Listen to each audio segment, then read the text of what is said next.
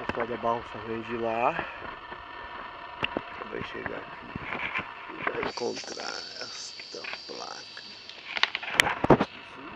Parece que é o estacionamento. E é o estacionamento.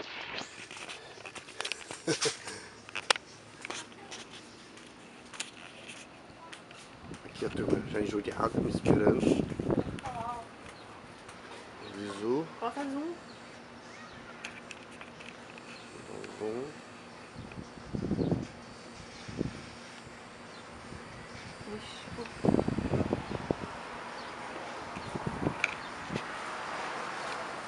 Visu. Esse é o elevador.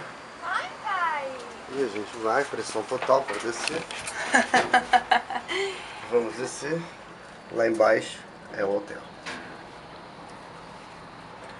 Lá o pier. Lá o barco está à disposição para a gente fazer o que a gente quiser. Não é aquele não, é o pequenininho, pai. Ali é a ilha. Você meu irmão Desceu muito grandão. rápido. Chegamos no piso 1, nós estávamos no 4. E é onde é a nossa residência. Já faz uma semana. Vai, porta. Já está todo mundo chaco cheio. Aqui é a Gabriela está com a chave do quarto. Nossa, são fortes. Som de arrasar. Restaurante, fitness, piscina, sauna, deck, pier. Tá bom? Vamos para o nosso quarto. É bem agradável. É o 7. Tá lá o povo entrando. Ar-condicionado ligado lá dentro, derretido. Não entrava, não tem o choque térmico.